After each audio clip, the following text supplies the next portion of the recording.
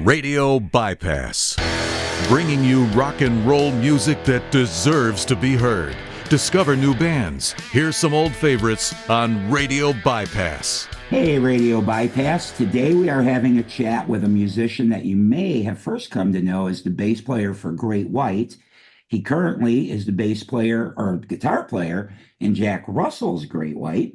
And he also has a solo band that we're going to learn all about today, Shadow and the Thrill. Shadow and the Thrill have recently released a brand new single. And here to tell us all about it is Tony Cardenas-Montana. Thanks for coming by Radio Bypass, Tony. My pleasure. Great to have you. So, Tony, I got to talk about the new single right away because it has stuck in my head. Good. Ever since I first heard it. I played it on we do a music show on Saturdays once a week. I played it on the music show, I believe, 2 weeks ago. So it's been stuck in my head for at least 2 weeks now. Nice. For two reasons, I think, mainly the chorus, the way it sounds and the way you sing it sticks with me. And then, of course, the opening guitar riff. It's a great way to start the song as well. Right on, right on. And so for me, knowing you primarily as a bassist in Great White back in the 80s when I first became aware of you, I had no idea you got such a great set of pipes sitting inside of you. Oh, man. Well, thanks. Yeah, we just, it's funny, when every band I was in prior to Great White, almost every band as a young kid, I just want to play. I just want to play guitar. It's what I've always liked to do, guitar or whatever. And as soon as you open your mouth, you're like, oh, you should be the singer of the band. I was like, oh man, I don't want to do that. It's too much work. That's too much responsibility. But anyways, yeah, just let it rip, man. Just get in the studio and let it rip. And sometimes good stuff comes out. Gotcha. Well, it did, obviously in this case, but we got to get a little bit of a backstory here now on Shadow and the Thrill. So sure. If somebody's new to Shadow and the Thrill, as I was a couple of weeks back, it's kind of a solo project, kind of a band. Tell us about the origin and why Shadow and the Thrill. Well, I was working. I jumped back on the music. The road with Jack back in 2013. So I was working with Jack, playing bass actually at first, and then I ended up playing guitar and keys and stuff. And so, working, doing a bunch of shows and just kind of grinding it out, that weekend warrior thing. And then it came time for Jack to actually make a record. And I just, the record didn't go. I didn't feel I got to participate enough in it, and I was like, wow, I've got all these songs laying around, and I was really pumped to do the album, and it just didn't come out where I was really involved. So I said, well, you know what, I'm just going to make these on my own, and I thought of who I'd like to do it with. And this old friend of mine, Brent Arsemet, who's just a killer drummer, came about and, in my mind. And I was like, yeah, I want to work with Brent and I want to get these songs done. Where's Brent? And Brent was in New Orleans.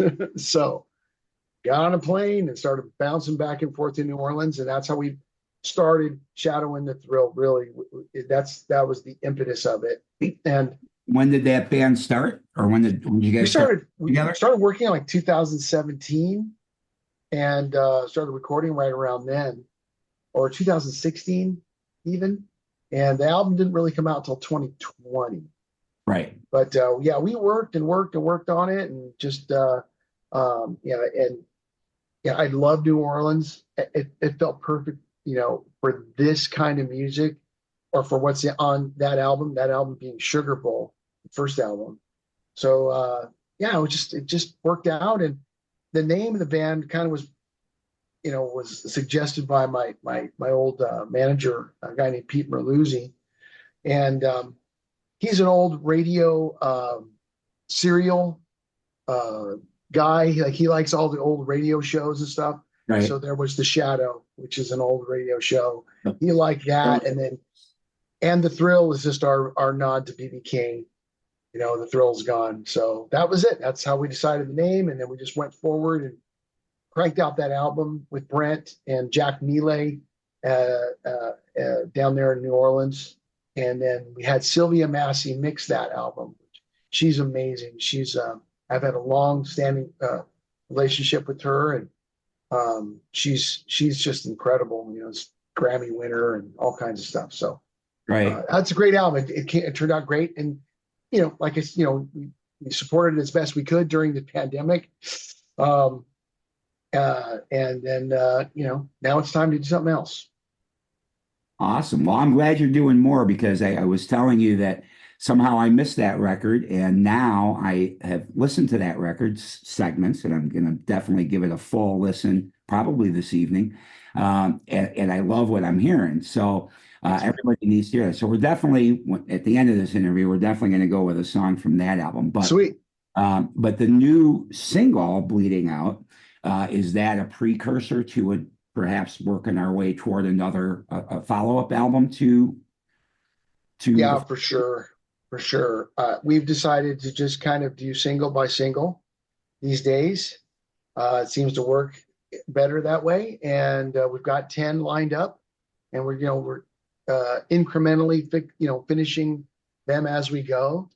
And we're just really excited to just start, letting them out one at a time, and just keep a pretty consistent release schedule, maybe like every 2 months. And at the end of it all, hopefully we'll get the 10, and we'll do vinyl again, as we did with Sugar Bowl. Nice. Which is just, man, I didn't realize until I finally got a turntable and listened to my own album. It's like, wow, heard stuff that I forgot I'd done. It's such a great format still. It is. It's so much joy. I mean, I don't buy everything on vinyl, but because it kind of aggravates me that vinyl is so expensive. Hopefully it'll come down though, since it's coming back a bit. But when I do buy a new vinyl record, I'm always impressed with this 180 gram stuff now compared to some of my old albums in my collection. They just seem to play better. They have a richer sound. And I'm just happy that I never got rid of my turntable. When CDs came in, I saved up a bunch of money. I bought a ridiculously expensive turntable because I was afraid that there wouldn't be one. I needed one to last me the rest of my life, is my thought. Wow. At the time. Wow. So I've never stopped listening to vinyl. Haven't bought a whole lot of vinyl, although I did recently get this Cactus record on vinyl. Right. Out, and it's really cool the way they're doing the colors now and the splatter, and sure, it's pretty neat. So yeah, it's fun having records again. But the biggest revelation always is when, like, I did go for a pretty long period where my turntable never spun anything because I was too lazy. So I was popping in CDs, and you kind of think, yeah, this sounds good. But boy, when you go back and listen to a record, you just can't beat the tone of a record. You just can't. It was a revelation for me. I'd gotten from the label Deco, who put out Sugar Bowl for us. They sent me test pressings, for the vinyl, and yeah, we did a splatter vinyl. It's so cool. It's so cool looking. I just got it. I was like, wow, this is awesome. I can't listen to it, but it's awesome. And finally, my girl decided to get me a turntable, and I was like, okay, let's check this out. It's something else, man. Like I said, I heard things that I'd forgotten that were part of the track. This digital, the digital conversion of a lot of this stuff you just lose a lot of fidelity, really. Usually on the ends, it all gets kind of compacted into the middle, Right. Totally. Yeah. So yeah, no, I agree with you. Well, I'm glad you're back into vinyl. I am. Now I'm going out and collecting some of my, the albums that were important to me, and Right. putting those on. You'll have a copy of Twice Shy, since that was probably a big one for you. I need that actually. I haven't gotten that. I've seen some great re-releases of that too. Like, I think there's a Capitol did a red vinyl of it, which is really cool. Really cool. Yeah, I don't have that. I only have the original, There but you go. I do remember that though. Yes. There you go. So that's awesome. Well, anyway, so all right. So Bleeding Out, tell us about that song because I'm curious why you chose Bleeding Out. Like I listened to the lyrics, I'm kind of I like everything. I like the music and I like lyrics. So what were you thinking about writing that song? Yeah, it's an interesting it's an interesting look at relationships, and I don't want to like give away too much of where it came from in from my head, because I like for folks to be able to kind of interpret it themselves, right? Yes. But I think in general it's a little bit about maybe feeling like there's some missed opportunities, or FOMO, fear of missing out kind of thing. Right, right. That's figures into it a little bit, but I don't, again, I like it. I want folks to be able to listen to it and kind of, let it seep in, and whatever it means to them, however it interprets for them that's good. And that's how I tried to write it, to a degree where it's adaptable, right? Like Hmm. I don't want to make it too personal. So, Yeah. but it's the angriest. It's going to be the angriest song of the 10. So I'll just put it that way. Well, it's funny that you think that way because I'm the same way. I never watch videos from any bands before I've listened to just the audio because Great point. I want the image of what perhaps story they're trying to tell or whatever. I always want to, what does this song mean to me first? How does it hit my heart and soul? Sure. And what does that song mean to me before I watch anyone else's interpretation of what that song represents? Right. And I've done that my whole life, and I continue to do that, even though sometimes I'll see a video for a song and I'm like, that's actually a really cool concept. That's not how the song hit me, just hearing it only audio, but that's actually pretty cool. So that gave me two ways to appreciate the song. But I Yeah. have to know what it means to me first, you know? Yeah. The only I did take a little bit of liberty when it came to doing the video for it. I didn't know really how to represent what the lyrics really meant, and I thought, well, the reoccurring line is, my life and, whatever, right? This circle back kind of thing. I thought, Right. I'm just gonna throw out a bunch of I'm gonna make it chronological from when I just started playing, music, and all the little bands, and then bigger bands, and Great White, and then all my other projects since then, and so that's what we did. That's the kind of a literal interpretation of it. Like, this is my life, at least my life in music, right, so far. So Right. Yeah. And speaking of your life in music and that, my understanding too is so you had done the Hooked record with Great White. I think you started maybe recording the follow up to that, but then somewhere right in there, 91, 92, that's when you left that Great White. yeah. And then my understanding is you had a bit of an entrepreneurial spirit that you fired up a company of your own at some point between then Oh and yeah. recent days. And Several. Yeah. And as it goes with that kind of thing, and entrepreneurial endeavors, a lot of failures, and a lot of struggle.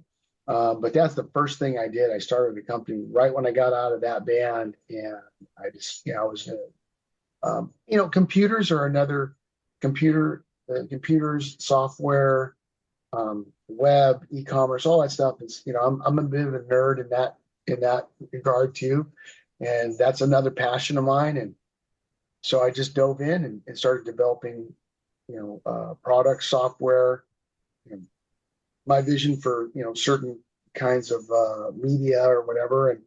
And yeah, eventually I ended up with a company in the 2000s called Disc Factory, and that was just, over an overbearing, burden right at that time. Gave you Not a time whole lot of to do music something else. happening, Right. But I did, after a while, I really missed playing. So around 2004, 2005, I started to write again, and met some guys in Orange County and here in California, and just started a no name band, no Tony from Great White, none of that stuff. Just, we're some dudes, here's some songs, and can we play at your club at Wednesday at midnight? And that's where we started, That's So that's awesome. where, yeah. And it just progressed and progressed, and before you know it, I was really getting busy again, which was nice. That is, yeah. Now, do you still have Disc Factory, or did you sell that? No, no, I was, yeah, that company got sold in years and years and years ago. I had left before that all even happened. I decided that I wanted to start another endeavor, and that was Monster Circus, which was a full high production Vegas show that we did at the Hilton for a Kind of like little while there, which or precedes Raiding the Rock Vault and all the other shows that kind of came after that. But yeah, we had quite a thing going on there for a while, and then got a little some legal troubles with some folks, and then they had to move on from that as well. But they love me. Gotcha. Well, it's pretty interesting. The career that you've had both in and out of music, it sounds like to me. And now, of course, with Shadow and the Thrill, just the two of you. So you're, the bass player and the guitar player and the lead singer and all that, studio wise. And then I assume you've got, when you're ready to start doing some live dates, you probably have some other guys that would be part of your live band as well. Yeah, I've been so fortunate that, a couple of my friends from Jack Russell's Great White have stepped up if I needed them, like Dickie Fleazar, who actually played drums on Bleeding Out. He did a great job. Dan McNay has been out playing bass with me, and then some of my Orange County band members from my old band here called Anna's Brother, Chuck Cummings, Steve Allen, and Bax Baca, who's been a real like a writing and producing partner for a lot of years now. So yeah, whoever's available, wherever the show is, we'll go out and knock it out. Gotcha. Well, hopefully you'll get a chance to go knock some out soon. Yes, I want to come up north, like I said, so for sure. Yeah, love to see you live. So let's see, what else should we know? We should, for Shadow and the Thrill, you do have a website. Is it shadowandthethrill.com? Yeah, you can go there, or shadowandthethrillonline.com. There's, the most convenient place I would say is probably the Facebook, Shadow and the Thrill, Facebook, Instagram, definitely the YouTube channel, which has a bunch of the videos from what we've done. And some of the videos are on our Facebook page as well. But yeah, I would say the YouTube page is probably one of the better sources. And yeah, we're just trying to stay busy, and keeping up with all the social media stuff will definitely keep you busy. Yeah. Yeah, that's something I'm very bad at with the RadioBypass Facebook page. I just can't seem to keep up and do enough content like you need these days. It's a whole different world for sure with that. And I appreciate all you guys that follow us on Facebook. I'm going to get better, I promise. I just need more time in my day, and I'll start posting more things. Like I think today, when we part company, I'm going to post a link to your video. Sweet. I haven't seen it yet. Please do. Watch you. Let though. me know, and I'll share it as well. Okay, I did watch though last night. I think I was on your website probably, or maybe I was on YouTube. But I watched you doing a cover of "Do It Again." Oh, right on. Yeah. That was really cool. Was that a COVID thing? I didn't look at the date when it was posted.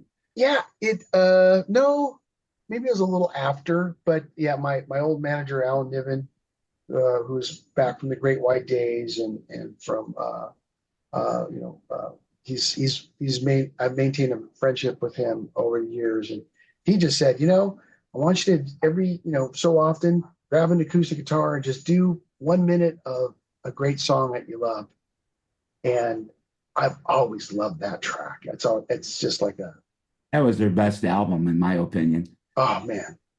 It and I'm learning so much more about that band over the years, and now I'm getting to go back and really hear the stories of their studio stories and how they produced all this. I mean, it's just amazing. And all the guys that played on it are just all of them are just genius players. Yeah, for sure. For sure. But that was cool. I enjoyed that. I hadn't listened to that song. I haven't listened to the Can't Buy a Thrill album in a long time. And I hadn't heard that song in a long time either, because I don't listen to a lot of classic rock, too often, once in a while. Usually when I'm putting records on to listen to, or even I kind of gave up on radio to some degree, because I don't need to hear Stairway to Heaven, again, really. Right. Love it, but I don't really need to hear it again. So right. I tend to listen to a lot of new stuff, so I don't go back too often, but every so often I'll go back to something. But that album I haven't gone back to in quite a while, so it was kind of fun to hear that again, and made me remember how much I did like Can't Buy a Thrill. It's a great song, killer vocal, man. Wow. Yeah. Yeah, and you with your singing voice, like I say, I was so surprised not knowing that you had that set of pipes in you.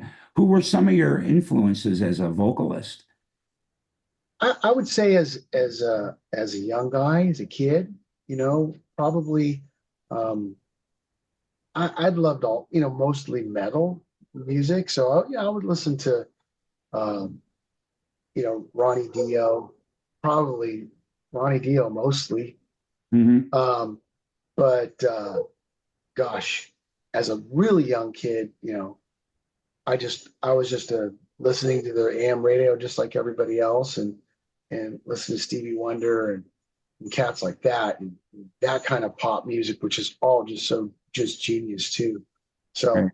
yeah, I guess it's kind of a mix between metal and all that old school pop and R&B pop. That's kind of I'm finding myself gravitating towards those things these days too. Gotcha. Because vocally, the tone of your voice, I'm getting like a Paul Rogers type vibe out of it. Wow, wow.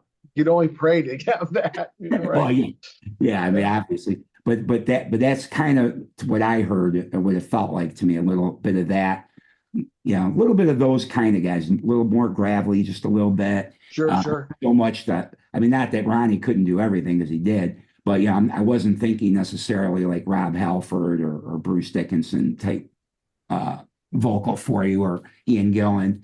I was thinking more maybe Stevie Marriott, guys. Ooh, like there you go, Steve Marriott. Yes, for sure, man. Wow. yeah. But yeah, I love all it. badasses, right? Good grief. Oh yeah. Paul Rogers is still like a force of nature. He's amazing. I'm so sad that I read he had put out that, because he had some surgeries and stuff, in the last few years, and this last record that he just did last year, is probably, he's saying, probably going to be the last one, and it's just makes me sad, because he still was just sounding killer on this last record.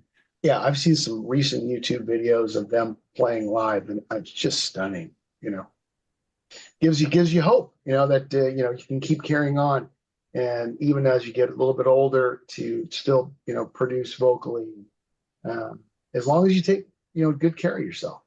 Right. And I try. Yep. And of course, always a cup of throat coat might help. There you go. And then before we part, I'd be remiss if I didn't ask you, because I get asked about your singer from one of your other bands quite a bit, Mr. Jack Russell. Yeah. I get asked, because I should have seen it coming. It's been a few years now, and so I keep getting people inquiring, hey, do you know if there's going to be another record? another studio record. Anything in the fire there? There's been some writing sessions and stuff like that, and it's a possibility.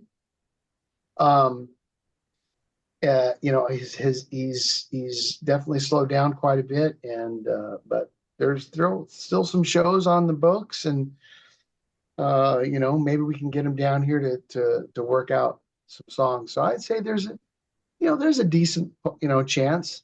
There's a decent chance. Yeah, I know that there's a couple songs that I worked on with him that I thought this is definitely worthwhile. So hopefully we'll get in there and do it again. That'd be nice. Yeah, it would. I think his fans would really appreciate that, even if he does just a single.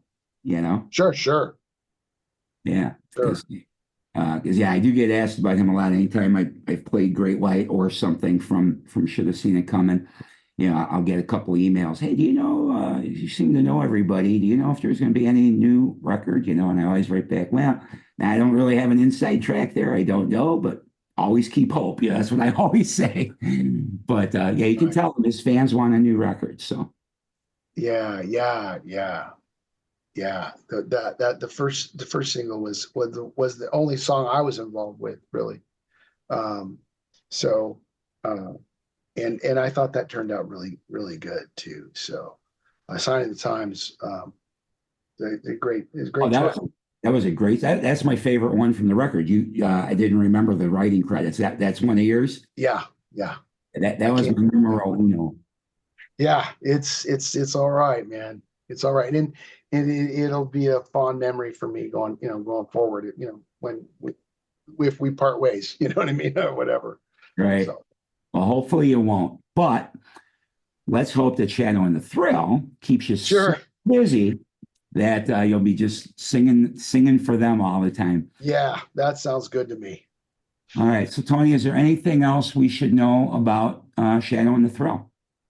Well, just that, to go out and hopefully check out the YouTube channel and subscribe. That's always helpful for us. And then, the single Bleeding Out's out on all of the other, formats, iTunes, Amazon, Spotify. So check it out there, and just keep an eye out for us to play. And we play mostly California, Southwest, but I'm hoping we'll be able to go out beyond that pretty soon.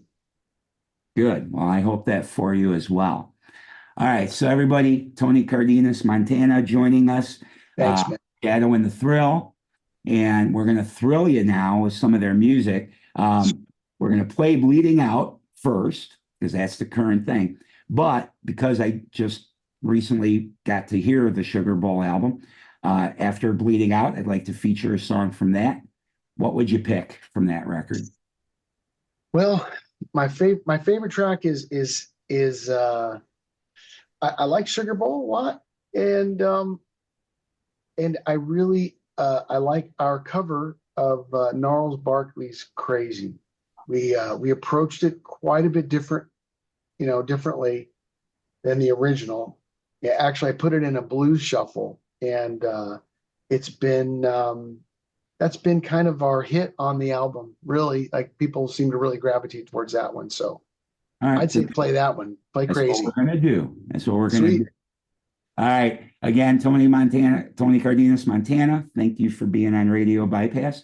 And everybody, don't leave. Crank it up, turn it up just a little louder, because here comes Shadow and the Thrill's latest single, Bleeding Out, and then we'll follow that up with Crazy from their first album, that if you also were like me and hadn't heard it yet, go listen, buy it. You're going to love it. Thanks again, Tony. Thank you, man.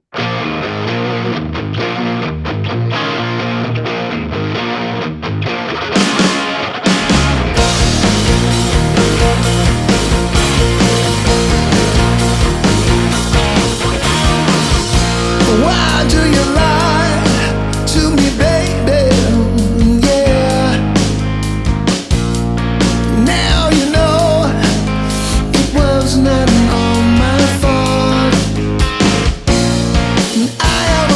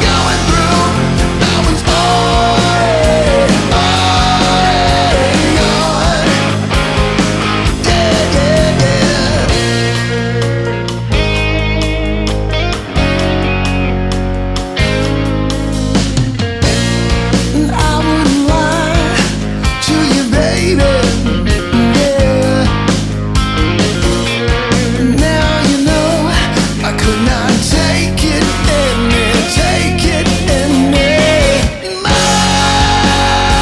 You're bringing me down. You know you are bringing me down.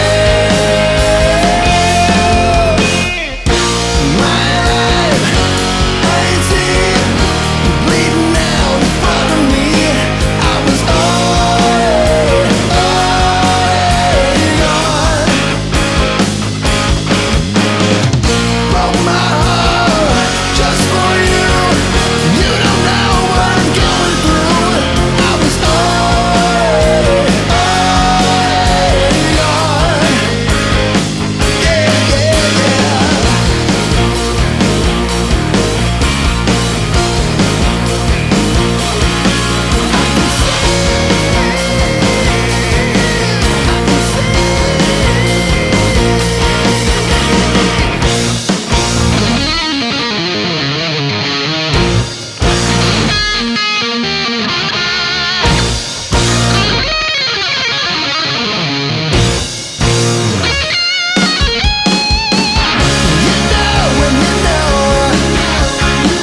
When it's time to go,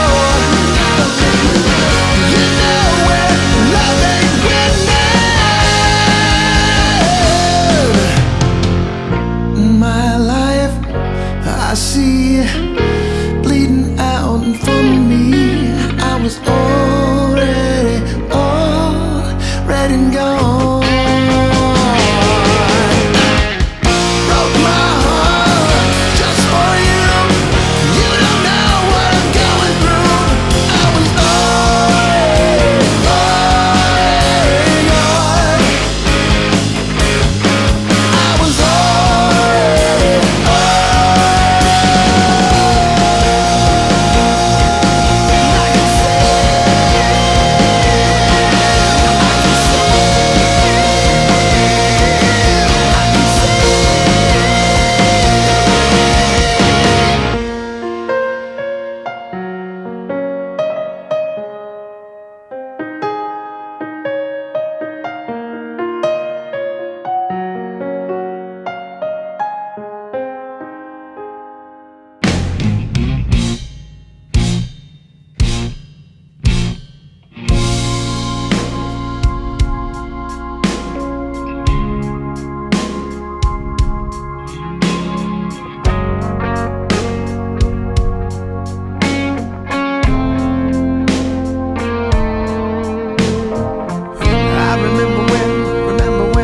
when I lost my mind.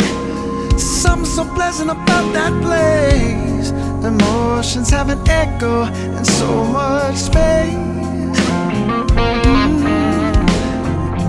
When you're out there without a care, well, I was out of touch. Wasn't because I didn't know enough. I just knew too much. That make me crazy. That make me crazy. That make me crazy. Probably.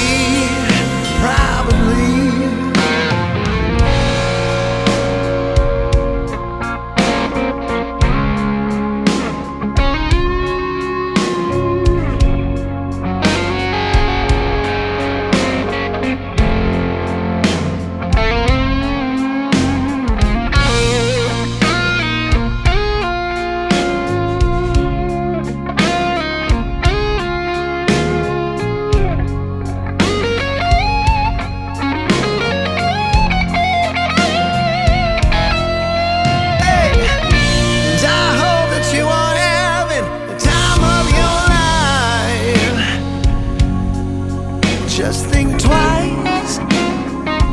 That's my only advice. Oh, yeah.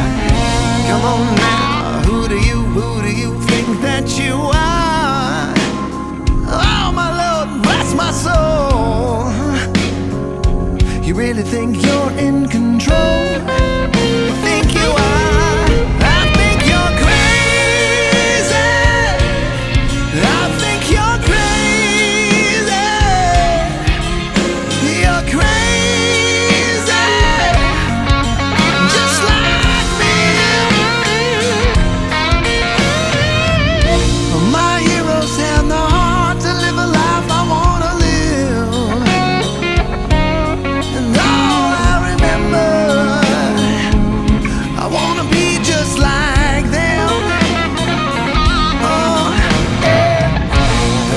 since I was little. Well, it looked like fun.